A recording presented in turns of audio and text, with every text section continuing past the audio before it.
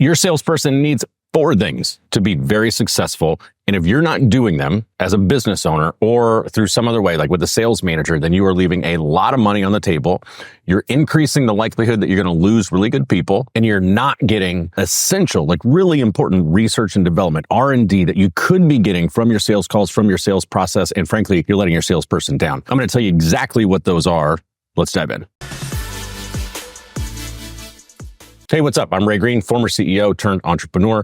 I have 15 years of sales management experience in the B2B space. I was managing director of the U.S. Chamber of Commerce, so I oversaw national, small, and mid-sized business and all of those sales channels. I've turned around 8 sales teams in my career, and for the past 5 years, I have coached and consulted hundreds of service businesses here where I live in Cabo, selling B2B services, things like IT services. Collectively, the teams that I've built have sold more than $250 million. So I've seen a few sales processes, and I've seen quite a few scenarios where small business owners have gone and hired a salesperson to help them grow the business. And I'm going to shoot you straight. That is a good move. But what happens very, very frequently following that move is a fatal mistake that I see time and time again. And that mistake is abdicating the sales management responsibilities after you hire a salesperson. When you do that as a business owner, you are setting your salesperson and thus you and your business up to fail. And I'm going to tell you how to avoid making that mistake, because there are 4 things at a bare minimum that your salesperson needs to succeed. And the first is clear goals, KPIs, and standards. So first question for you is, do you have a scorecard that clearly shows what the expectations are and what the goals are for your salesperson? Now, I'm talking both leading and lagging indicators. I'm talking inputs and outputs. Inputs are the activities that drive results. These are knocking on doors, making phone calls, number of emails sent. Like, they are inputs that are fully controllable by the salesperson, first of all. Like, there's no reason you don't make the call. You can't necessarily control what happens on the other side of that call, but you can absolutely control the volume that you're putting in the system. So does your scorecard have leading indicators, activity metrics, inputs going into the system? Then does your scorecard have outputs? Does it have the lagging indicators? Does it have the results that those inputs are supposed to drive? Because that's what sales is. At the end of the day, you have a series of activities that produce results or don't. And if they don't, then you've got to make adjustments. So you want a scorecard that clearly shows these are the inputs, these are the outputs. Then the next question is, do they know how you're interpreting that scorecard? Do they know when they look at it, am I doing good? Am I doing bad? Is it crystal clear what the expectation is and where they are relative to that expectation? Do they know what the minimum standard is going to be? Okay, like, where are they in terms of the inputs and where are they in terms of the outputs? But what is the minimum standard that is going to get them fired? If that's not crystal clear, then you've got gaps in your system. The second thing that your salesperson needs and that good sales leaders are doing are frequent and consistent pipeline reviews and deal coaching. Your CRM can be an absolute gold mine, or it can be a cemetery of lost deals. And it entirely depends on how much accountability you have with pipeline reviews, how often you're doing them, how consistent you're doing them, how you're doing the follow-up to them. So in some type of cadence, whether it's weekly, whether it's monthly, whether it's quarterly, you want to know a few things. What is the real status of this deal? What is the next step in moving this deal forward?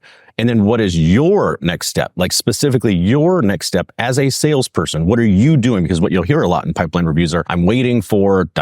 Excellent. What is your next step? If you have not heard back by what date, what are you going to do? And what is that date? And these have to be the things that they have ownership of. Waiting is not a status, and waiting is not a next step. Is there anything that's stuck? Is there anything that's stalled? Is there anything that we need to get creative about? What's the forecast? Like, what is the real forecast? Like, I can do the automated math that's going to happen in your CRM where it says like this many predicted to close or whatever the pipeline is. But when you go through it, you actually look at these deals. What is going to close over the next period of time between now and the next pipeline review? This is the kicker. The next time you do a pipeline review, you go back to each one of those next steps, all of those commitments, all of those things that they said they were going to do to get the deal unstuck, to move that deal forward. And the question is, did they do them? Is there accountability? Did they execute on what they said they would execute? And did you get the results that you wanted to get? You look at the deals that were forecasted to close. Did those deals close? Part of this is about accountability for your salesperson, but part of this is about accountability for you too. Because I cannot tell you, not just business owners, even sales managers that I've hired that do the pipeline review, they go through, they make the commitments, they get the next steps, and then they never follow up. And then they never hold their salesperson accountable, which means they're not being accountable. And the salesperson is basically following their lead in the lack of accountability. So you circle back. That is what you start the next pipeline review. And then you go through and basically do the same agenda. The third thing that every salesperson needs and that the best sales leaders are doing is frequent call coaching. Every single salesperson can benefit from coaching. I don't care how experienced they are. I don't care how professional they are. I don't care how well they're doing. Everyone can benefit from coaching, if for no other reason to reinforce things that they already know. I've been in sales a long time. And if I'm out selling for you, there are things that I would do that objectively, even me as a sales leader could look at and say, hey, Ray, you're fading here. Then you didn't follow this part of the process, or you didn't do this. So every single salesperson can benefit from call reviews and call coaching. And you want to sit down with them and review a call, or if it's all in person, go on a call with them. Once a month, whatever that cadence is going to be, go on that call, take notes, and ask yourself, did they follow the process? Did they ask for the deal? How are they showing up? Like, are they showing up weak? Are they showing up strong? What's their language? What's the tonality? Did they miss anything in the process? And how are you being presented as a business by your salesperson? They are on the front lines. They are the ones that are representing you. How are they representing you? And are they executing the process to the best of their ability, turning those inputs that we talked about earlier into outputs? Now, here's a pro tip about coaching. When you sit down and do a call review, don't give them 15 things to go change. Even if you see 15 things that they can improve, what is the one that is highest leverage? What is the one thing that if they change it, it's going to have the most impact? You want to focus in on that, get that to change. Then the next time you sit down, you do a call review, you do your call coaching. Okay, come back to it. Again, accountability.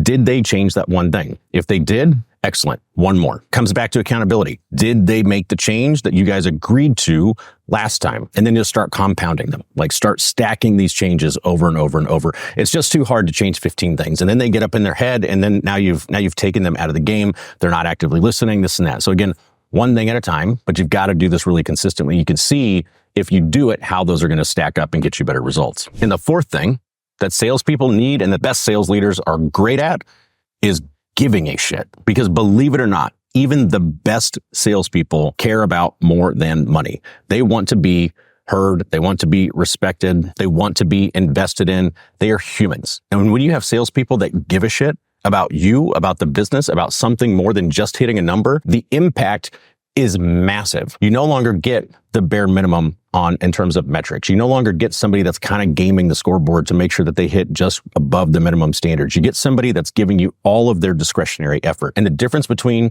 doing what I need to and doing what I can is monumental when it comes to sales. Do you know if they have some skills that they'd like to develop that you could potentially invest in? Do you know if they're struggling to juggle some things outside of work that might be impacting them at work? Now, these are the things that are just good leadership. Whether I'm managing a salesperson or an ops team, like, good leadership is good leadership.